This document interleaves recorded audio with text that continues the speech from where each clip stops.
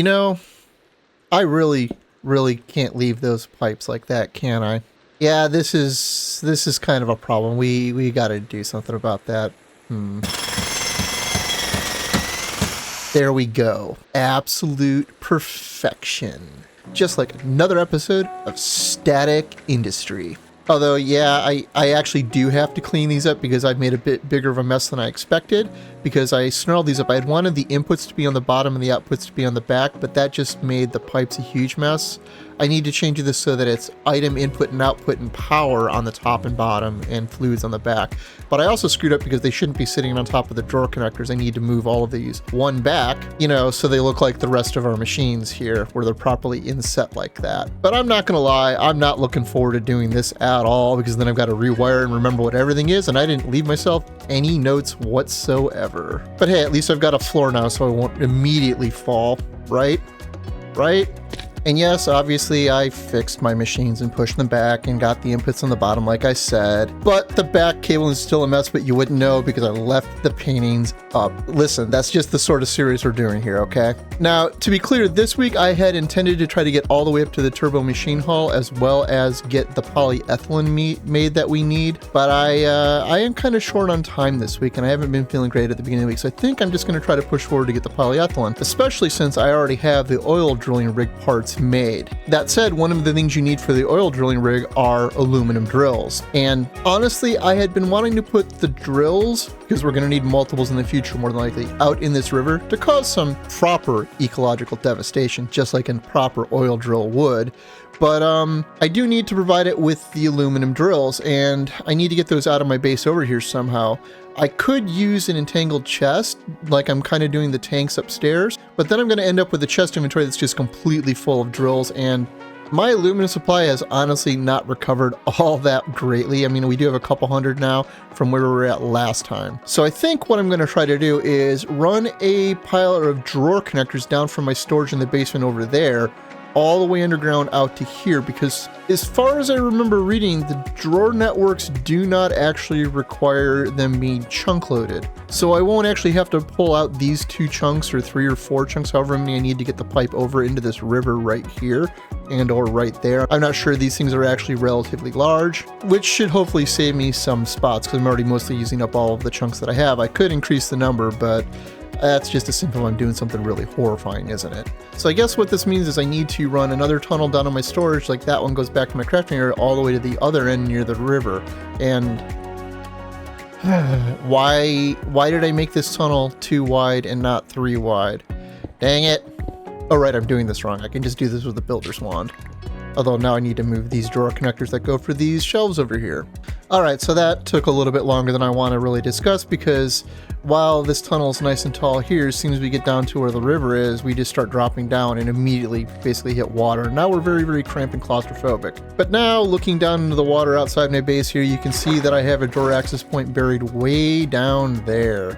I could possibly move it up a little bit higher, closer to the surface, but you know, this is probably good enough for my purposes. We'll see how badly this messes up the water when I put the pipes in though.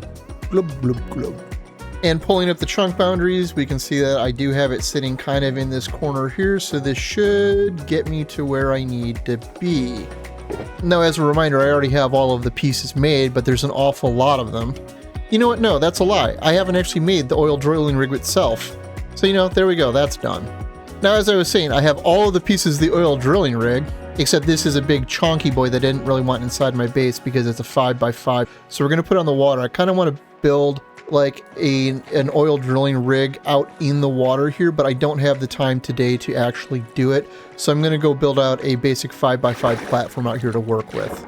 Okay, I said I wasn't going to build a platform, and I built a platform. I just couldn't help myself, but I'm not unhappy with the way that it turned out. So I guess let's go build the rig on top of that, eh? Okay, so there's supposed to be a time lapse here of me building that, but Static Industry loves crashing the replay mod for some reason, so here we are. If we come up to the oil drilling rig controller, you can see that it is a valid shape. We just need to come to the back here and hook up all of the hatches. The item input hatch for the drills, the fluid hatch to get the oil out, and the energy input hatch, which we need to hook a turbine up to. The steam power, at least, is easy. Of course, it's not facing the right way, and it's not facing in the input hatch. The things I do to try to make things tidy. Except, you know, I actually don't, do I? Alright, but there, now we're getting power out of it, so that part's taken care of. Hopefully this produces enough for this to use. It might actually be overkill with the MB, but, you know, I've never made one of these before. Now I just need to go bring the pipes in and get an output tank somewhere. Alright, simple enough. Got a black entangled tank ready to go with the, coming from the output. I've got the item pipe running up the inside from the water down there. I just can't slide down that. Now all I need to do is the actual hard part of actually making the aluminum drills, because that means I need to set up a whole bunch of automation now that I probably don't have ready. Alright, that ended up not being too bad, other than the fact that this assembler right here required 5 extenders, because the recipe is huge, just like every drill. I'd just forgotten. But I only needed this in the drill head. I surprisingly had everything else already automated, so we should be good to go, and actually go get our drilling rig set up. And it looks like they're already inputting into this, and this is making the happily burbling noises of an oil drilling rig in process, which here we go it is, and that actually goes pretty quickly and doesn't actually use that much power, but we're not really fully overclocked yet, I don't think. I'm not sure, since this doesn't show me. Oh, except it does out here. Weird. But here we are with a very quickly filling up ender tank that I'm going to need to go put into a bigger tank, you know, just like this one.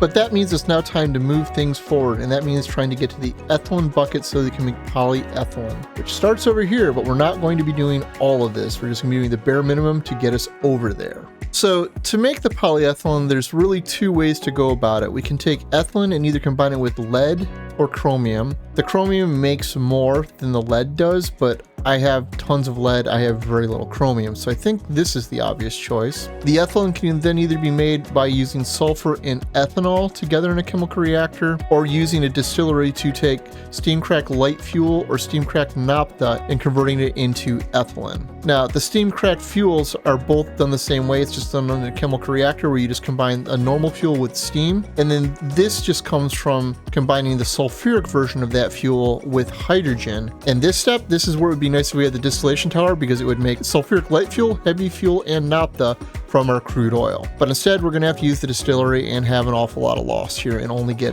one of them. So I think for now we're just going to go along the light fuel chain up here to finish this, and then mop these other ones up when we get the distillation tower. Alright, after last week's ordeal over here, this was actually not too bad, because here we have the crude oil into the sulfuric light fuel, up into the light fuel. We're sending the sulfuric acid back into our network over here in the tank. That gets steam cracked over here, which is sent down into here to become the ethylene, and over here combined with lead to become the polyethylene. Alright, which I need to go grab a bucket of. But now that we've finished all of this, this actually opens up some interesting options, because now we have a whole bunch of alternate fuel sources we could tap into here. But more importantly, we can now make the overclock upgrades down here. You know those things we got as quest rewards last time that I've already put to use in my blast furnaces? Yeah, those things. But basically what we have to do is set up an assembler as normal and use polyethylene instead of soldering alloy to process these to start making some basic upgrades. So this might be worth setting up in the near future. But now I've at least got a trickle of polyethylene constantly being processed and being put in this large tank for future use once I get around to making some of those things, or using it for circuits later. At least we'll have a stock of it, since we're not making it very quickly right now. And as much as I hate to say it, this is about all of the time I have this week. So let's go grab our rewards and see what hot garbage we got today. Yeah, this is looking spectacularly kind of cruddy. I mean, maybe the Lapotron crystal's useful. I'm not actually sure in this pack. Yeah, it looks like the main use is for making higher level tech reborn stuff, which isn't all that impressive since I don't have the means to make the other pieces yet anyways. I mean, it is also a battery, but I don't really have a huge use for that right now. Anyhow, if you found this episode interesting or entertaining, please consider like or subscribe if you're new. As always, I'm Arg. Thank you for watching, and have a nice day.